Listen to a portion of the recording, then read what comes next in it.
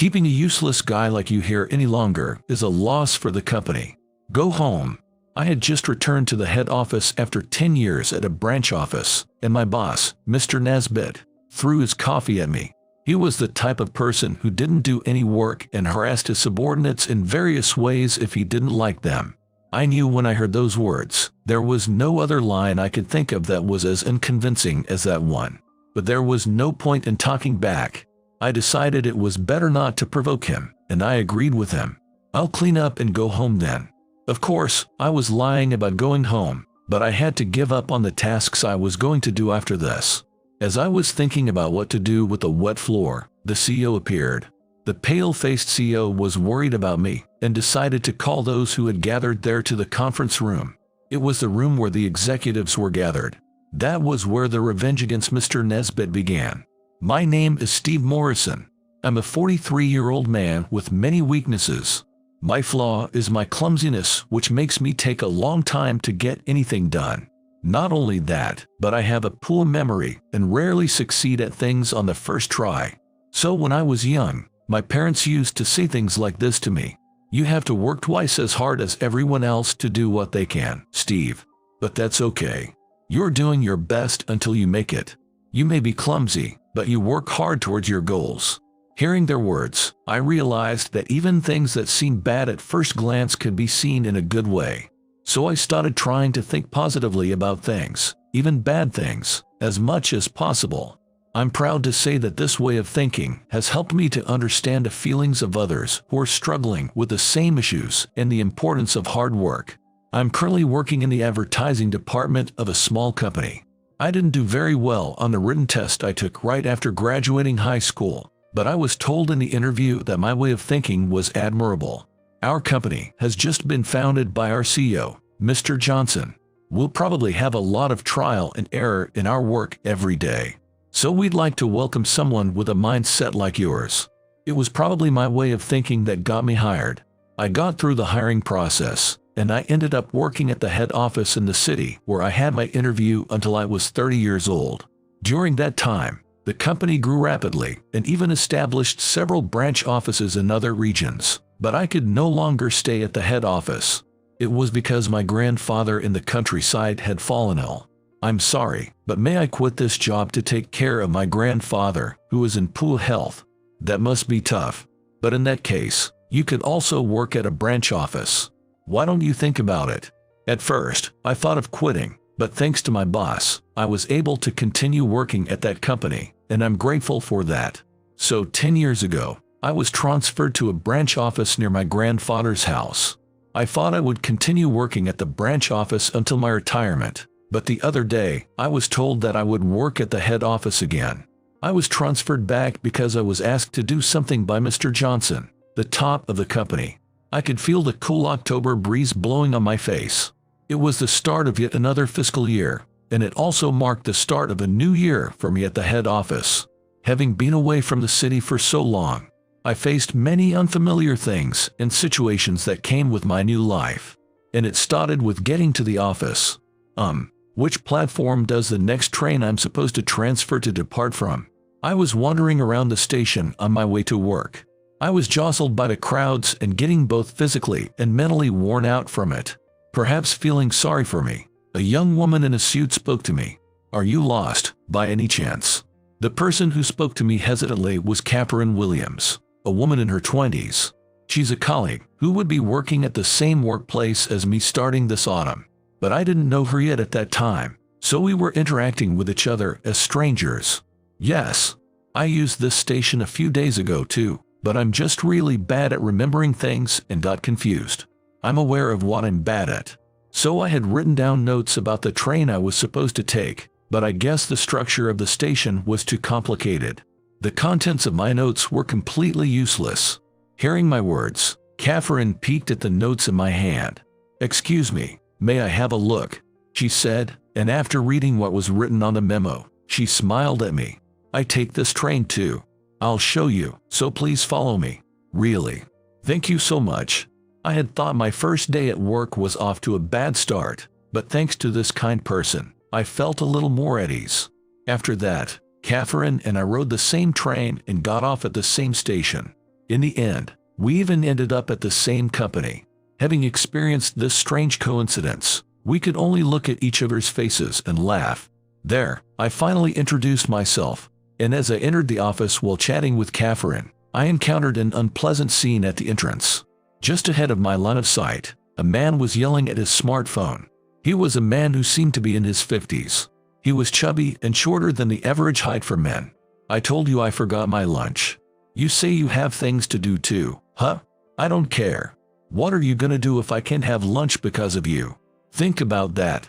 Make sure to bring it before lunchtime." Got it? He was probably asking his wife to bring him the lunch he had forgotten. But his attitude didn't seem that good. I didn't know which department he worked in, but I wouldn't want to work in the same place as him. However, unfortunately, that man turned out to be the manager of the department I work in. When I arrived at the advertising department I had been transferred to, I was disheartened to see him come in later. But it wasn't good to judge him without directly interacting with him. So I had planned to observe him for a while and evaluate his character, but I didn't expect him to be so predictable. That man is now standing in front of me, yelling loudly, "You messed up again. Get it together." I stared straight at Mr. Kyle Nesbitt, the department manager standing in front of me, as I listened to his words. Mr. Nesbitt is the one who oversees this advertising department, but he often yells at people. "You really are useless. I can't believe you've managed to live this long like this. Aren't you ashamed to be breathing the same air as everyone else with that carefree face?" Although it's important to scold someone for their mistakes, it's a boss's job to ask why they made the mistake and guide them to improvement after that. But he only vented his unpleasant feelings to others and did nothing more. My colleagues who were working near us were also frowning and looking at Mr. Nesbitt. Mr. Nesbitt is yelling again. I wish he'd stop. I can't focus on my work. I know, right? I feel sorry for Steve too. Mr. Nesbitt would immediately yell whenever there was something he didn't like, and he didn't do any work at all. Instead, he often slacked off and surfed the internet. So he had almost zero trust from his subordinates and received cold looks from them. Regardless of whether he knew about this or not, he continued to make snide remarks to people until his mood got better. "You really are a clumsy and useless guy. I can't believe you've been able to stay here until now. I'm sorry." I just kept apologizing and waited for his anger to subside. This had been happening a lot lately, so it was tiring. About half an hour later, Mr. Nesbitt got bored and let me go. "That's enough. Get back to work." Being told that, I sat at my desk and sighed. While pretending to be dejected and hanging my head, I quietly checked the item hidden in my suit pocket and turned it off.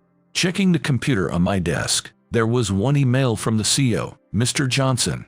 It was short and simple, but it conveyed what I wanted to hear well enough. "Is there anything getting in the way of what you need to do? Do you need anything?" I simply replied with an equally short message. "I'm fine. Thank you." I accepted a request from Mr. Johnson, and there was something I needed to do in this department. It was deeply connected to Mr. Nesbitt, who was yelling until just now. I've been carrying out the request without a hitch for now, but given the environment, I was feeling stressed and let out a deep sigh unintentionally. Catherine, who was sitting at the next desk next to mine, must have misunderstood. She apologized with a regretful face. "I'm sorry. It was actually my mistake." She joined this department at the same time as me and was a new employee. She would usually get her job done without any issues, but she would make a lot more mistakes when her nerves got the better of her. That was why she sometimes got scolded by Mr. Nesbitt. It's wrong for the manager to just yell at an employee who's still new, thinking that I would sometimes cover up for her like this. "Don't worry about it. I did it because I wanted to." I spoke in a cheerful tone so she wouldn't be bothered by it. But Catherine seemed to be serious. "I'll try not to have anyone cover for me next time. I'll do my best to make as little mistakes as possible." Saying that, she made a fist to declare her determination. She had been harassed by a boss at another company, and as a result, she had hopped jobs here. She probably didn't want to switch jobs too often in such a short period of time. The pressure of not being able to make mistakes seemed to be triggering them. "Please don't be too hard on yourself. You won't even be able to do the things you can do." Looking at her, I felt that I couldn't just leave her like that. It was probably because I was also clumsy and made a lot of mistakes, so I was concerned about her. A company that doesn't value young people with a future has no future itself.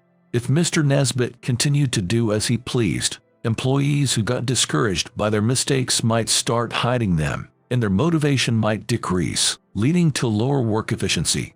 That's why I had to do something about Mr. Nesbitt quickly. However, contrary to my determination, Mr. Nesbitt's attitude didn't change at all, and the department's environment remained unchanged. Our company's HR was competent, and the people who decide on transfers should be sending the right people to the right places. So what was going on? I couldn't help but tilt my head in confusion. Just when I was wondering about this, a male colleague told me the reason. Mr. Nesbitt was hired to replace someone who retired due to an injury. I didn't know that because I was working at a branch office, but apparently, someone had fallen by accident at the head office a few years ago. A male employee who was taking a break while leaning out of a window fell over for some reason. That person was the manager of the advertising department, and there was no one in the company with similar skills, so they put out a job opening. However, it was a sudden incident, so the interviewers probably didn't look at the person's character properly. As a result, Mr. Nesbitt ended up being hired. Catherine, who was also there and heard the story from the male colleague with me, spoke to me with an indescribable expression. The person who did the interview probably never thought someone like Mr. Nesbitt would join us. The HR at my previous company was in a terrible state with bribes and such, but the people working here are okay. The somewhat melancholy tone of her words revealed the hardships that Catherine had gone through. The work environment she was in before sounded quite miserable. If this department, which was her second workplace, was the same environment as her previous one, it would definitely be tough for her. I felt a little more at ease, knowing that covering for her wasn't a mistake. Thinking about how my actions benefited someone else gave me a little more motivation to work in such a harsh environment. As long as I was an employee of this company, I had to do my job properly, no matter what kind of person Mr. Nesbitt was. So every day, as employees of the advertising department, we would put the finishing touches on poster designs for products and discuss what catchphrases to use. I think we should avoid overly sharp phrases this time in order to appeal to a broad range of people. Not many people understood the phrase we used last time. It's fine if we're targeting a specific customer base, but I don't think that'll work this time. We came up with a few ideas and wrote down the main ones on a whiteboard. If there was something that caught our interest, we would deepen the discussion and proceed like that. Right now, the employees have warmed up and started coming up with various ideas. But that was when Mr. Nesbitt came to ask me for a favor. "Steve, you're useless, so leave this room for a bit." "What?" "My wife is coming to drop off something I forgot, so get it for me." Apparently, he had forgotten something again. He could go himself, but he deliberately picked someone he didn't like and made them get it for him. I was amazed at his underhanded methods. I wanted to tell him to do things like that himself, but at that moment, the discussion between the employees was getting good. I didn't want to stir up trouble and ruin the ideas that were coming together. I understand. So I obediently left the room. After leaving the office, I immediately encountered someone wandering the hallway. That man, 2 years older than me, was the CEO, Mr. Michael Johnson. I had the chance to talk with him occasionally since joining the company, so we had a decent relationship. We weren't very close, but we weren't complete strangers either. We had a strange relationship. He seemed to be troubled by something. Where was the conference room again? Come to think of it, I heard that a part of the office had been renovated a year ago.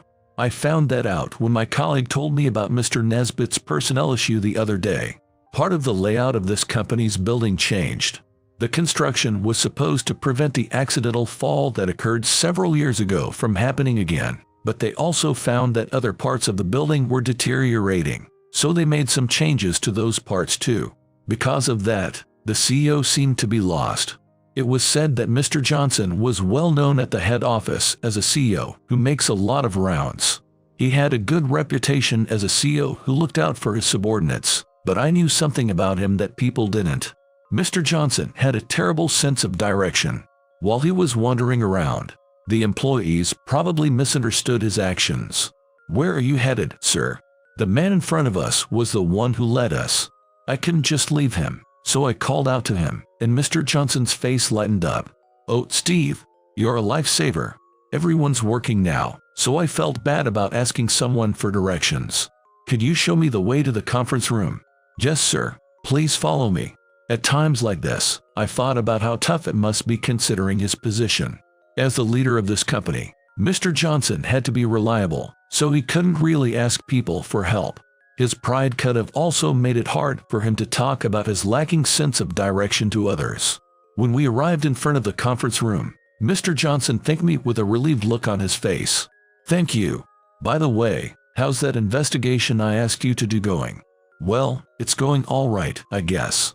I couldn't say much about what he asked there, so I just gave a short reply. When I showed him the device I had in my pocket, he nodded. "I see. If you're making progress, that's fine. I'll keep counting on you." "Yes, sir. Understood." I think Mr. Johnson is a good person. Even though he has no sense of direction, he looks out for his subordinates. I worked at this head office until 10 years ago too, but even then, I rarely heard any bad rumors about him. So I wanted to do my assigned work well so that I could be of service to him. As I renewed my determination and walked down the hallway after parting with the CEO, Mr. Nesbitt came for some reason. I had no idea why, but his face was bright red with anger. In Mr. Nesbitt's right hand was a paper bag with his lunch inside, and in his left hand was a paper coffee cup, probably bought from a vending machine in the office. "What are you doing? Wandering around here? The company entrance isn't this way. I had to go outside and get it myself because you took so long." Apparently, while I was showing the CEO the way, he had gone to get what he had forgotten.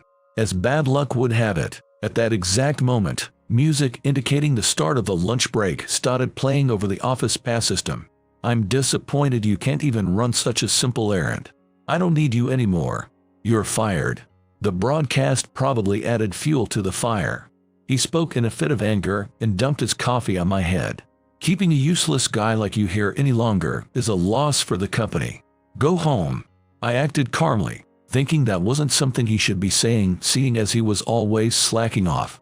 Taking out a handkerchief and wiping my wet head and face, I lied to calm Mr. Nesbitt down. "I'll clean up and go home then." It was better to pretend to follow Mr. Nesbitt's orders and get out of his sight for the time being. There's no telling what he would do if he stayed furious. I had no choice but to give up on the tasks I was going to do in the afternoon to avoid riling him up further. But putting that aside, it would be a pity if someone slipped and fell because of the wet floor. Someone might fall over if the floor is this slippery. That's what I had meant when I told him I would clean up. Looking around, employees who had taken a break from their work were starting to come and go in the hallway.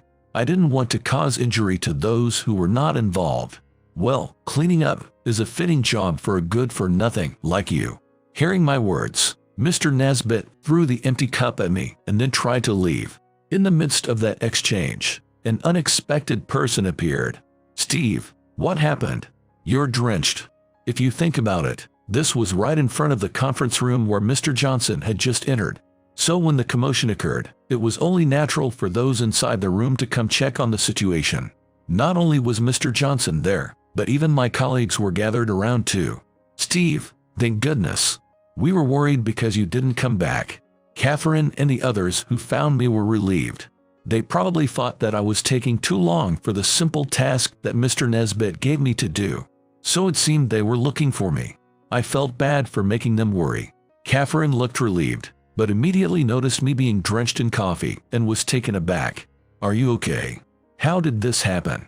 Catherine, who rushed over with a worried look on her face, offered her handkerchief and wiped my head and face. As I started feeling a bit embarrassed, I became aware of the eyes on us. It was the employees who had taken a break from their work and having lunch. If we all stayed in the hallway like this, we would get in the way of passersby. So, Mr. Johnson called someone on his smartphone and urged us to enter the conference room. I asked the part-time staff on break to clean up here. "For now, until they come, Kyle, could you stand here so no one slips and gets injured?" "What?" "Yes, sir." Hearing Mr. Johnson's orders, Mr. Nesbitt nodded instinctively. After nodding with a blank expression, he seemed to realize something. He probably noticed he had been left out. Before Mr. Nesbitt could say anything, Catherine and I quickly entered the conference room with Mr. Johnson. There were several executives inside the room. They were probably about to have a meeting here. Catherine and I got nervous as the important people who ran the company looked at us. Now then, let's hear what happened in order. What? Right now, sir. I was surprised that we were going to talk about what happened earlier under these circumstances, but when I thought about it, it seemed like there couldn't be a better opportunity. If I could give a good explanation, a lot of people would learn of everything Mr. Nesbitt had been doing. Having made up my mind, I started speaking in a loud voice so everyone there could hear. Actually, this is what happened earlier. Then I took a few minutes to explain the incident that had occurred and the verbal abuse we received on a regular basis. Catherine and the others added anything I didn't know I forgot to mention, so I should have covered everything. After hearing all this, Mr. Johnson looked sad. The executives in the same room also had stern expressions on their faces. I can't believe something like that was happening in the advertising department. Today's meeting is important, but we can't ignore this either. Yes, you're right. It's also very important to ensure our employees can work with peace of mind. In the midst of all this, Mr. Nesbitt entered the room. The part-time cleaners had probably arrived. They were probably mopping the floor where the coffee had spilled by then. Geez. They looked at me like I was the bad guy. He entered the room while muttering something, and at first he had a dissatisfied face, but he froze upon seeing the situation inside. He seemed to be overwhelmed by the atmosphere in the room where the executives were gathered. Mr. Johnson spoke to him. I just heard the details from Steve and the others. It sounds like your attitude has been quite abysmal. That can be. I've been working hard. Of course, Mr. Nesbitt wasn't the type of person to reflect on his words and actions. He hurriedly denied it. You guys told the CEO nonsense. I'm sorry, sir. They're a bunch of compulsive liars and such a handful. Then, he glared at us and gave the CEO an apologetic smile. But Mr. Johnson didn't trust his words. Were they really lies? They had provided us with such detailed information that it didn't sound made up. And there's proof too. I don't think you can talk your way out of this. Mr. Johnson gave me a look, so I took out the device I had been using for some time out of my pocket. It was a voice recorder that had been recording Mr. Nesbitt's verbal abuse daily. When I pressed the button to play it, the room was filled with numerous instances of verbal abuse which were hard to listen to. I'm lucky. It's a good thing I was able to join a company at a good time. If you work diligently a bit at first, the people at this company will feel indebted to you. Thanks to that, they'll turn a blind eye even if you do some shady things. Gradually, the atmosphere in the room got so chilly that even the most insensitive person could tell. Each time a piece of audio evidence was played, Mr. Johnson and the executives' expressions became more grim. There are some real idiots here. You can't find such an easy job at other companies. Ha ha ha. All these words were said in the office during the day while we were working. They were words that showed he didn't care at all about other people's feelings. No one would be pleased to hear Mr. Nesbitt's remarks. Mr. Nesbitt's laughter coming from the voice recorder was drowned out by his own words. It's a lie. These are blatant lies. It's just someone acting with a similar voice. Don't be fooled. Mr. Nesbitt made such claims in a strained voice, but Mr. Johnson replied coldly, "We'll find out when we get to the bottom of it. Will you cooperate with us?" Seeing Mr. Johnson direct a sharp gaze at him, Mr. Nesbitt dropped to his knees on the spot, looking desperate. As Mr. Johnson said, Mr. Nesbitt's words and actions would be investigated in detail later. As a result, a large amount of the misdeeds he committed until then came to light. Even Mr. Johnson, who had requested the investigation, was taken aback, as he could not imagine there were that many. Mr. Nesbitt's evil deeds had all been revealed, and they decided that the natural course of action would be to fire him.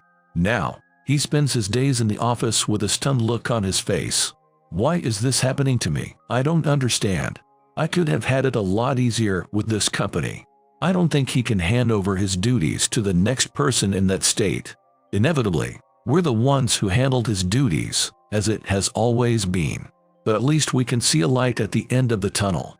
It's better than having Mr. Nesbitt stay in this department. I was working as usual that day too. Then, Catherine spoke to me. "Hey, thank you for everything until now.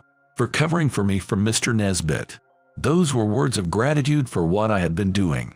Please don't worry about it so much. It's also our job to protecting employees, not just train them, I said to her, but she didn't seem satisfied. That's true, but I can't just go along with that. So, would you please accept this? If it's not too much trouble. What she gently handed me was a handkerchief. We weren't close enough to talk about our favorite pastimes and what we liked, so she probably chose something practical so as not to bother me. If she's gone this far for me, it would be rude to decline. I politely accepted it, saying, "Thank you. I'll take good care of it." Then, she looked relieved. Catherine is truly sincere. Having worked with her for a short amount of time, I was well aware of this fact.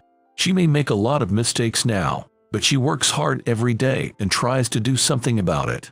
If I could protect the future of such a young woman, my transfer to the head office was worth it. I knew I could tell her the truth, so I spoke in a low voice. This is just between you and me, but I actually came to the head office at the CEO's request. He asked me to investigate Mr. Nesbitt, so I think I'll be leaving soon. Then, Catherine covered her mouth with a surprised face. Is that true? That's kind of sad. Despite our short acquaintance, she seemed to regret parting ways, even with a guy like me. She continued speaking with a disappointed tone in her voice. I wanted to talk with you about lots of other things, but I guess it can't be helped then. If I return to the branch office, things won't be the same as before. Even if we work at the same company, we won't have a chance to keep in touch with each other if we work at different regions. Honestly, I was also disappointed because I wanted to watch over Catherine's growth a bit longer. After that, Mr. Nesbitt continued to spend his days listlessly. However, no employee cared for him, who had been hurling verbal abuse at people instead of doing his job. On his last day, conversations with him were at a bare minimum, and no one approached him to say goodbye. However, he was muttering words that sounded like complaints when he left the office. Someone who was walking nearby told me what he said. Mr. Nesbitt directed a resentful gaze at the company building and apparently said this: "I hope this company will go under." It seemed he had no regrets until the very end. When he joined this company, he apparently replaced his predecessor by getting a reasonable amount of work done, so he was probably someone who could do it if he tried. That's why I think it's a shame. Later, I heard that Mr. Nesbitt, who left this company, divorced his wife. It seemed that they did not get along with each other on a regular basis, so it was probably inevitable. After his wife gave up on him, he could have tried to get another job with another company, but he didn't. The world must be full of people trying to frame me, as if I could work with people like that. He became so paranoid that he no longer had the will to leave the house. I heard that was the cause of his health deteriorating. No one knows what happened to him after that. As for me, I returned to the branch office I worked at and am spending my days working as usual. It was lonely working in an office without Catherine and the others, but I got used to it after a few weeks. I occasionally exchange emails with them, so that's probably helped too. However, I was surprised when Mr. Johnson showed up after a while. It seemed he felt that he owed me more than I realized. Mr. Johnson told me a surprising fact. "You may have forgotten, but I spoke with you 20 years ago, Steve." "What? Is that so?" "It was back when you were working at the head office. The company had just been founded then too, so I got lost inside the office." With a mixture of nostalgia and shame on his face, Mr. Johnson grinned sheepishly and told me about that time in detail. I thought that as a CEO, I need to be respected, so I was putting on a brave front back then. That's why I couldn't tell anyone that I have no sense of direction. The man in front of me laughed sheepishly. He has acquired the reputation of a CEO who cares about his subordinates because of that flaw of his, so you never know how things will turn out. However, there was a day when I was in a hurry because I had something I had to be on time for. That's when you noticed my flow and showed me the way. Come to think of it, that did happen. It was something I had forgotten for a long time, but as we talked, the memories gradually came back.